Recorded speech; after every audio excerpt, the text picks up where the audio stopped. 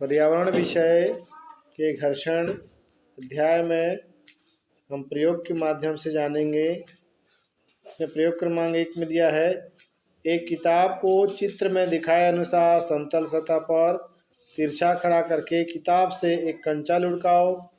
अब समतल सतह पर दरी पट्टी बिछा दो और वापस कंचा लुढ़का कर देखो। तो पहले हम समतल सतह पर क्या कर रहे हैं, कंचा क्या क्या है जी आपके पास सामान,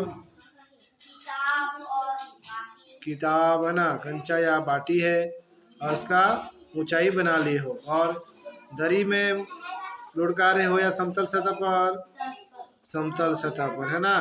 ठीक है, तो कौन से सतह पर लुढ़का रहे हो, समतल सतह पर है ना। आपके पास एक किताब है और उसको आपने ऊंचाई के अनुसार रख दिया है। अब वहाँ उसके ऊंचाई से किताब को किताब में क्या लुढ़काओगे, कंचा, वो भी समतल सतह पर। तब वो देखेंगे हम, लुढ़का के देखो।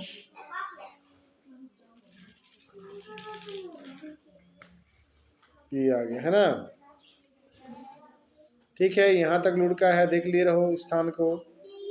आप देखते हैं उसी चीज़ को हम उतना ऊंचाई पर उतने ही दूरी से आप उसको क्या करोगे, टाट पट्टी में लुढ़का के देखो कहाँ तक ज़्यादा लुढ़केगा। तो ठीक है,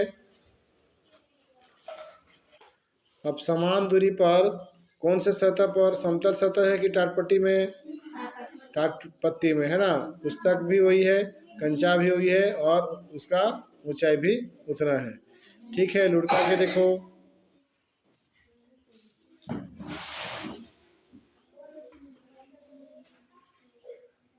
पहले उतना दूरी आया क्या, नहीं आया है ना।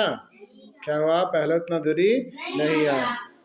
अब इस प्रश्न है, कौन सी स्थिति में कंचा ज्यादा दूर पहुंच, कौन सी स्थिति में कंचा ज्यादा दूर पहुंचा है, समतल सतह पर जो पहले कंचे को लुढ़काए थे उसमें है ना, पहली स्थिति में ज्यादा दूर पहुंचा है। कौन सी स्थिति में कंचा ज्यादा दूर नहीं पहुंचा, टाट पट्टी में किए थे तो है ना। दोनों सतहों में से कौन सी सतह पर अधिक घर्षण उत्पन्न हो रहा है, ज्यादा घर्षण कहाँ हो रहा है, समतल में या टाट पट्टी में, टाट पट्टी में। इसमें ज्यादा घर्षण हो रहा है, ज्यादा घर्षण होने के कारण कंचा जो है ज्यादा दूर नहीं लुढ़क पाया और पहला जो उसका घर्षण कम था इसमें ज्यादा दूर लुढ़का जी। तो समझिए इसको है ना, दोनों सतह में, एक समतल सतह, चिकनी सतह और एक टाटपट्टी वाली सतह। तो दोनों सतह में फिसलन किस में ज्यादा है, चिकना सतह, समतल सतह में है ना। घर्षण या तो फिसलन जो कहते हैं उसी को कहते हैं। ठीक है, समझ गया प्रयोग के माध्यम से। ठीक, अध्याय घर्षण के तहत हम पुनः प्रयोग क्रमांक 2 को समझेंगे। इस बार कंचे को अलग अलग ऊंचाई से लुढ़काओ और देखो कि उसकी चाल पर क्या प्रभाव पड़ता है। ठीक है, इसमें आपको क्या करना पड़ेगा, इस बार एक किताब की ढलान को बदल बदल कर प्रयोग करना है। किताब ले लिए हो, उसको एक हिस्सा को नीचे रखना है ज़मीन पर, एक हिस्सा अपने हाथ पर रखना है और अलग अलग ऊंचाई से कंचे को लुढ़का करके देखना है और एक जन इधर उस पर निशान लगाएंगे कहाँ तक आया, कौन से दूरी में करके। ठीक है, रेडी हो, चलो आप कौन सा दूरी में कर रहे हो, कम दूरी वाला में कर रहे हो ना। कंचा को लुढ़का के देखो, लुढ़का जी, हाँ। अब वहीं पर चिन्ह लगा दो जहाँ पर है। चलो अब ऊंचाई बढ़ा दो, चलिए ऊंचाई बढ़ गया ना। आप लुढ़काओ, लगाओ निशान।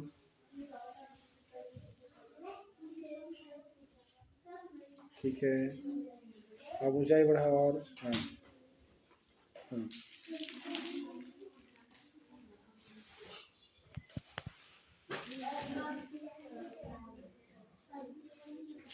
ठीक,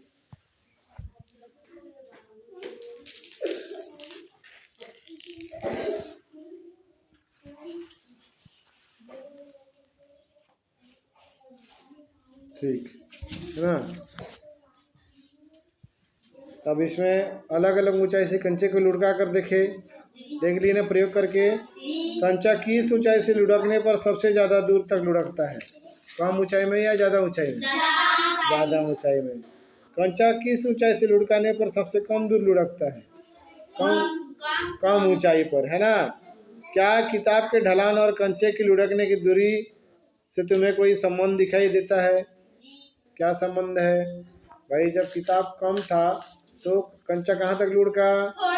थोड़ा दूर, है ना। और जब उसका ऊंचाई बढ़ गया तो बहुत दूर, मतलब जैसा उसका ढलान बढ़ेगा, ढलान मतलब ऊंचाई बढ़ेगा, तो कंचा का रफ्तार भी बढ़ जाता है। तो इसमें ये समझे कि यदि कोई चीज़ का ढलान ज़्यादा तेज रहता है, उसका लुढ़कने का गति भी ज़्यादा होता है। इस प्रयोग में हमने इसको सीखा। ठीक है, ठीक। घर्षण अध्याय के प्रयोग क्रमांक 3 को हम प्रयोग के माध्यम से समझेंगे। ठीक है, इसमें क्या करना है आप लोग को? अपनी एक पुस्तक लो, पुस्तक ले लियो आप लोग, ले लियो, है ना। इसे फर्श पर रखकर उंगली से धकेलो। ये उंगली से ऐसा, इसे उंगली से धकेलो।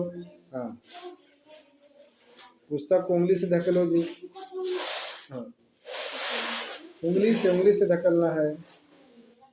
हाँ, धकेलो, चिन्ह लगा दिए रहो कितना दूर आया, है ना।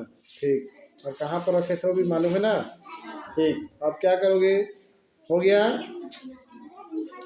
वे। अभी हमने उंगली से धक्का के लगा के देखे फर्श पर, ये उसका वहाँ तक आया दूरी। ठीक है, अब क्या करना है? अब पुस्तक के नीचे 3-4 या ज़्यादा पेंसिलें आड़ी रख दो। आड़ी रख देना है। हाँ, पुस्तक के नीचे रख दो। हाँ, रख दो जी नीचे में। पहले पुस्तक हटा लो पहले। हाँ, ऐसे रख दो। 4-5 या ज़्यादा भी रख सकते हो, बस हो जाएगा, है ना। अब उसके पुस्तक को रख दो, उसमें रख लिए। अब पहले जितना ताकत से धकेले थे ना, अब उतने ही ताकत से धकेल के देखो। धकेले, क्या हुआ? फिसला। पहले हम बिना पेंसिल के पुस्तक को धकेले थे, अब उसके पुस्तक के नीचे क्या रख दिए हो? पेन या पेंसिल रखे हैं। आप धकेल के देखते हैं, धकेल के देखो क्या होगा। क्या हुआ? पहले की अपेक्षा ज़्यादा हुआ। इसमें दिया प्रश्न, क्या पुस्तक को धकेलने में कम बल लगाना पड़ता है? पहले जो किए थे उसमें ज़्यादा बल लगा कि अभी ज़्यादा बल लगा?